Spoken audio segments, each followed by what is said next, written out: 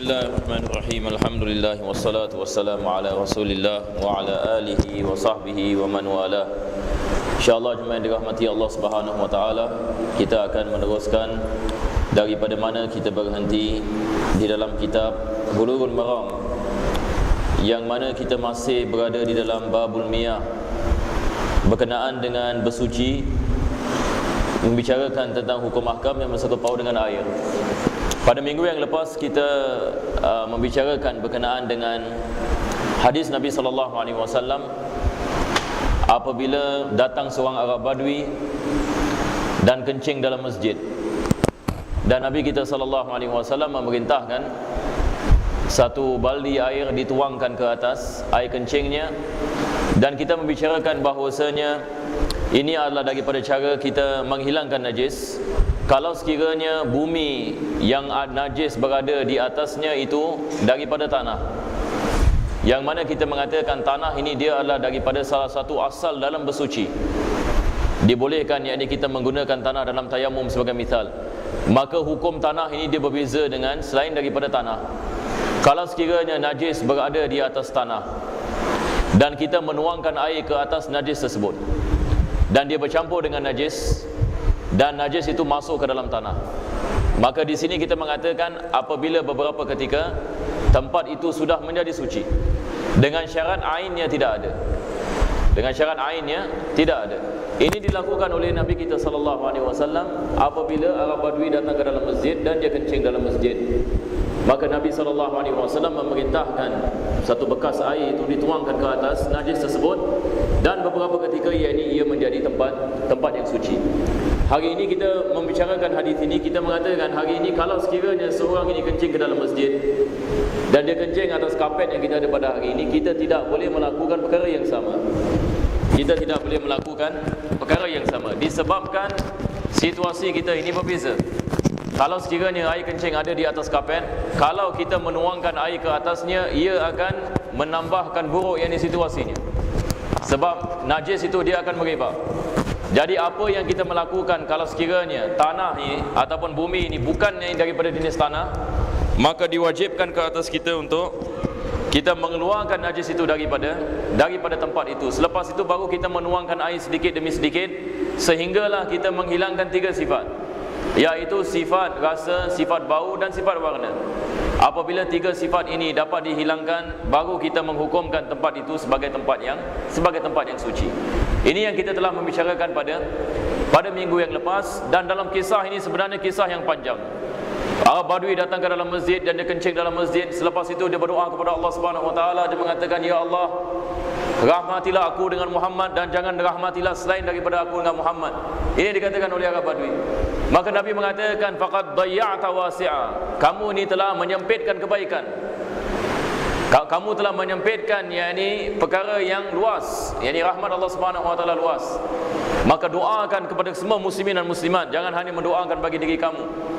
Disebabkan para sahabat yakni nak memukulnya. Apabila dia kencing dalam masjid, orang nak pukul dia, tapi Nabi SAW melarang mereka memukulnya. Nabi mengatakan biarkan ini orang ini melakukan dulu. Lepas itu Nabi menasihatinya, mengatakan masjid ini adalah tempat ini kita salat, masjid ada tempat ini kita sembah kepada Allah Subhanahu wa taala, tak sepatutnya kau melakukan perkara seperti ini. Arab Badui ini bergembira, dia mengatakan masya-Allah, ini akhlak yang luar biasa. Dia mengatakan, dia balik kepada kaum dia berdakwah kepada kaum dia mengatakan, wahai kaumku, aku telah datang kepada kamu di sisi seorang yang mulia. Aku kencing di tempat ini salat kamu, tetapi ketua mereka salat mereka, tetapi ketua mereka mengatakan perkataan yang sangat baik kepada aku, maka kamu masuklah ke dalam agama Islam. Dia menjadi sebab ini kaum ni masuk ke dalam agama Islam. Ini adalah daripada kisah yang berkenaan dengan Arab Badui yang kencing dalam masjid. Sekarang insya-Allah kita akan pergi kepada hadis yang seterusnya. Berkata Imam Ibn Hajar Al-Asqalani, wa an Ibni Umar radhiyallahu anhuma, daripada Abdullah bin Umar radhiyallahu anhuma. Abdullah bin Umar telah kita membicarakan sebelum ini. Beliau ini adalah anak kepada Sayyiduna Umar Khattab radhiyallahu an. Anaknya nama Abdullah. Beliau dikenali sebagai Ibn Umar.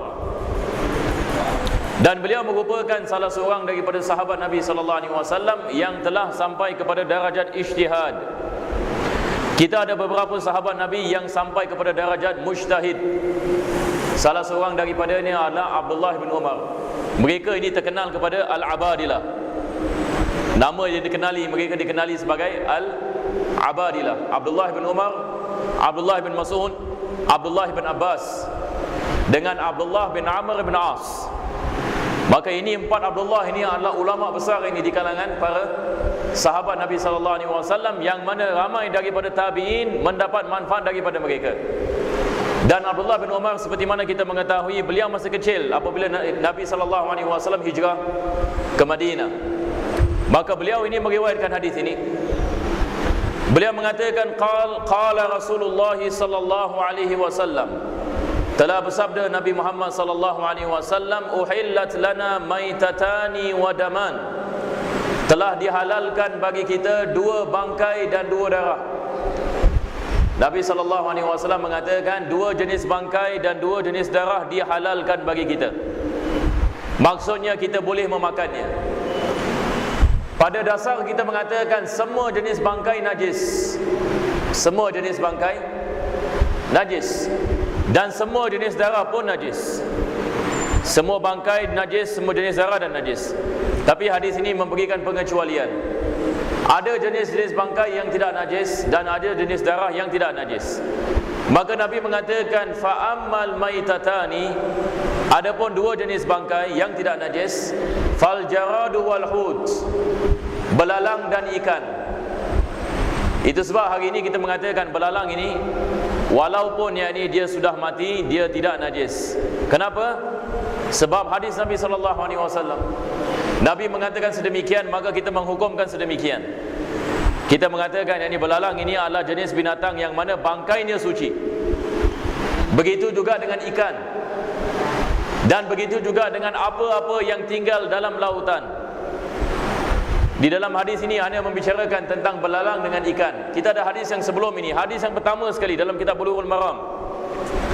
Nabi SAW apabila ditanya tentang laut, dia mengatakan tahuru ma'uhu al-hillu maitatuhu, atau qala sallallahu alaihi wasallam. Dia mengatakan laut ini, air laut ini, dia adalah air yang suci, lagi menyucikan, dan apa-apa yang tinggal dalam laut bangkainya adalah suci. Maka di sini kita mengatakan tiap-tiap binatang yang tinggal dalam laut boleh kita makan. Dan tidak perlu untuk kita sembelihnya. Kalau sekiranya dia tinggal di dalam laut, maka ikan ini daripada perkara yang biasa, yang kebanyakan yang tinggal yang berada di dalam laut. Maka dihalalkan bagi kita udang, dihalalkan bagi kita ketam, dihalalkan bagi kita apa saja jenis ini binatang yang tinggal dalam laut. Kecuali kalau sekiranya binatang itu tinggal dua alam. Dia tinggal dalam laut dan juga ada tinggal ini di atas darat. Maka itu tidak dibolehkan kita mengatakan. Sebahagian daripada mereka dibolehkan dengan syarat yang kita sembelih, seperti mana disebutkan oleh ulama-ulama kita. Dan seterusnya Nabi mengatakan wa ammad daman, dua jenis darah Nabi mengatakan fal kabidu wattihal, dia adalah paru dan limpa. Paru dan limpa ini adalah dua jenis darah yang mana dihalalkan bagi kita. Dia adalah daripada benda yang di darah ini apabila dia berkumpul menjadi yakni segumpal. Ini yang dimaksudkan yakni dengan paru dengan lima. Asalnya daripada darah. Yang mana kita mengatakan darah asalnya najis. Tetapi yang ini berkenaan dengan paru dengan limpa, dia adalah pengecualian yang disebut oleh Nabi kita sallallahu alaihi wasallam. Maka dihalalkan bagi kita untuk kita memakannya.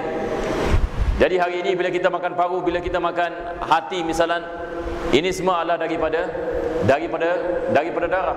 Akan tetapi dia adalah daripada perkara yang dihalalkan bagi kita. Hadis ini akhrajahu Ahmad, diriwayatkan oleh Imam Ahmad wa Ibnu Majah, dan diriwayatkan oleh Ibn Majah. Maka Ibn Hajar al-Asqalani beliau menukilkan hadis ini untuk membicarakan pengecualian dalam masalah ini.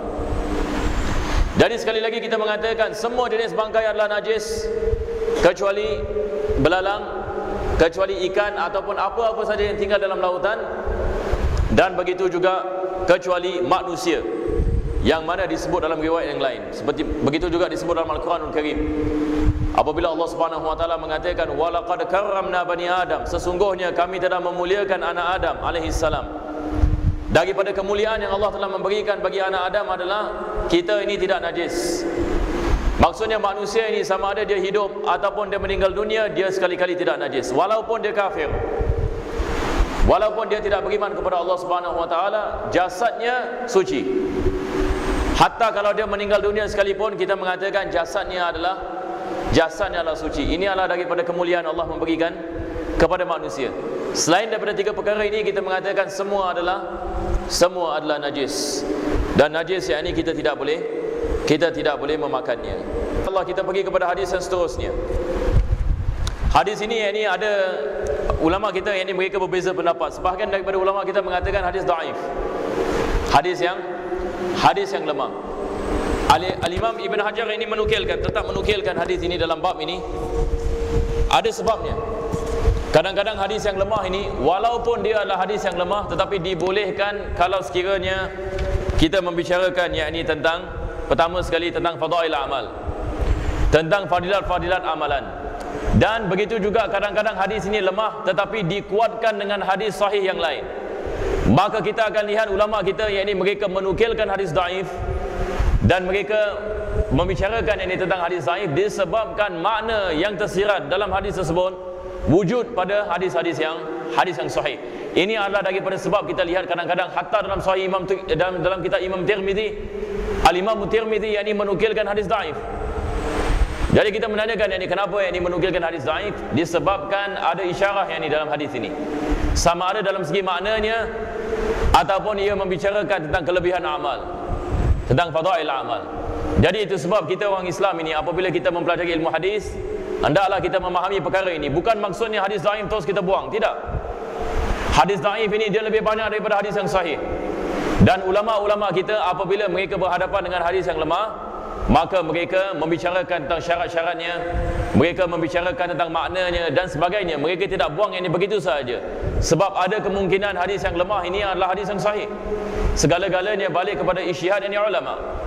Dan sebahagian daripada ulama hadis mereka sangat keras apabila menerima yang ini hadis. Kadang-kadang dengan kesilapan daripada salah satu daripada perawi misalnya, mereka menolak hadis.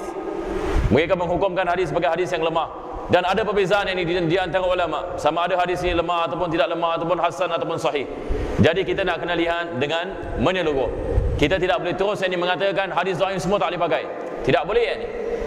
Sebab ulama kita yang ini mereka membeza ini pendapat berkenaan dengan penerimaan yang ini hadis tersebut. Seterusnya Ibn Hajar ini mengatakan,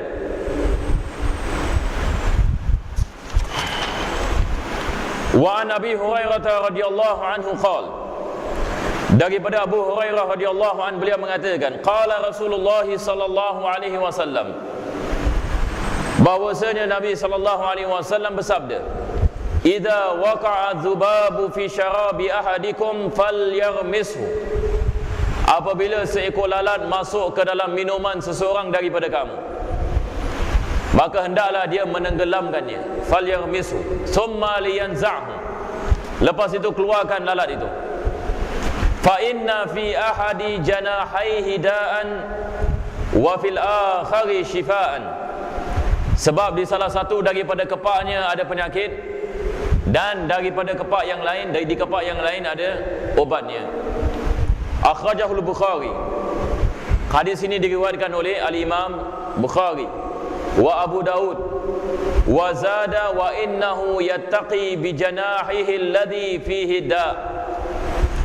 Di dalam seperti mana yang ini diriwayatkan dalam Sunan Abi Daud, Nabi SAW mengatakan lalat ini dia selalu yang ini dia akan menjagakan dirinya ataupun menolak dirinya dengan menggunakan sayap yang ada penyakit di dalamnya.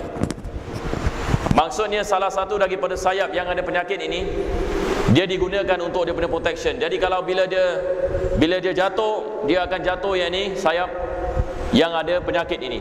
Jadi Nabi SAW yang ini mengatakan falyarmisu, yang ini ada lagi satu sayap yang tak masuk. Jadi bila kita tenggelamkannya, sayap yang ada obat ini dia akan bercampur dalam air tadi. Jadi yang ada obat akan bercampur dengan penyakit, maka dia akan menjadi neutral.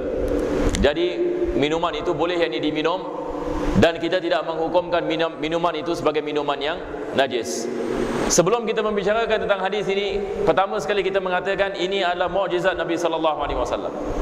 Hadis ini dalam Bukhari ini, dia merupakan salah satu daripada mukjizat Nabi. Bagaimana Nabi sallallahu alaihi wasallam dapat mengetahui tentang apa yang berada dalam sayap lalat.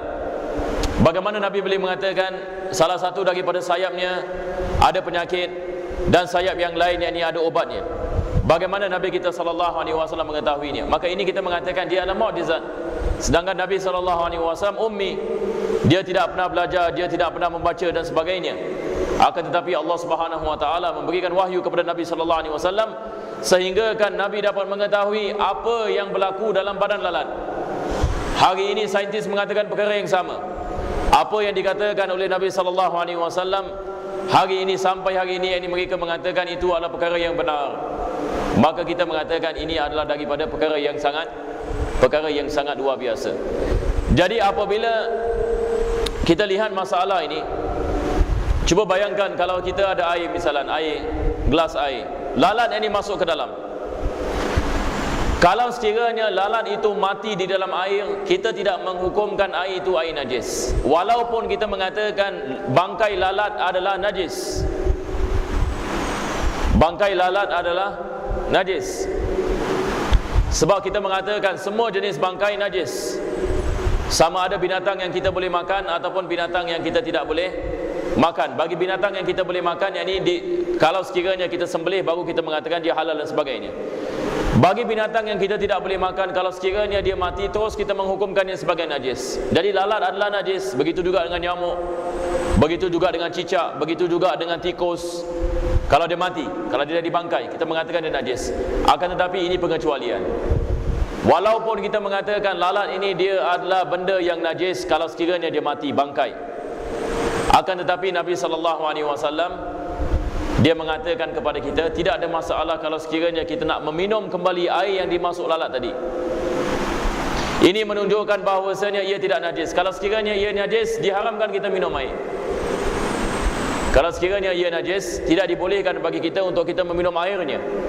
Tetapi oleh sebab Nabi sallallahu alaihi wasallam mengajarkan kepada kita apa yang harus dilakukan apabila lalat masuk ke dalam air, ini menunjukkan bahawasanya air tadi dia tidak najis, maka dibolehkan bagi kita meminumnya. Maka seperti mana saya mengatakan sebelum ini, ulama kita mereka mengkiaskan lalat kepada binatang-binatang seperti lalat, yang mana lalat ini dia adalah jenis binatang yang mana kalau kita memotong badannya, darahnya tidak mengalir. Maka mereka mengatakan tiap-tiap binatang yang mana apabila kita memotongnya, darahnya tidak mengalir, hukumnya sama seperti lalat. Yakni kalau dia jatuh ke dalam air yang sedikit, dia tidak menajiskan air. Jadi kalau kumbang yang mati yang di dalam air misalnya, adakah air najis? Kita mengatakan tidak najis. Begitu juga dengan lipas. Kalau lipas ini termasuk ke dalam air baldi misalnya, kita masih boleh menggunakannya untuk kita mengambil wudu. Kita masih boleh menggunakannya untuk kita mengambil wudu, walaupun dia adalah najis. Walaupun kumbang adalah najis, cicak adalah najis, lalat adalah najis, semut adalah najis. Ini semua adalah jenis binatang yang mana darahnya tidak mengalir kalau kita memotongnya. Kalau sekiranya dia masuk ke dalam air yang sedikit, yang kurang daripada 2 kolah, maka tetap kita menghukumkannya sebagai air yang suci, walaupun yang ini bangkai sudah wujud di dalamnya. Bagaimana ulama kita memahami ini? Segala-galanya balik kepada hadis Zubab, balik yang ini kepada hadis yang ini berkenaan dengan lalat, yang mana Nabi mengatakan apabila lalat masuk ke dalam minuman seorang daripada kamu, maka kamu tenggelamkannya, selepas itu kamu boleh meminumnya. Maka daripada hadis ini mereka memahami bahawasanya binatang-binatang seperti ini dia tidak menajiskan air. Maka kita berhenti di sini saja insya-Allah oleh sebab masa, dan insya-Allah pada minggu yang akan datang kita akan meneruskan. Wasallallahu ala sayyidina Muhammadin wa ala alihi wa sahbihi wa sallam. Alhamdulillahirabbil alamin wa ila hadratin nabi sallallahu alaihi wasallam. Al-Fatihah. Alhamdulillah rabbil alamin.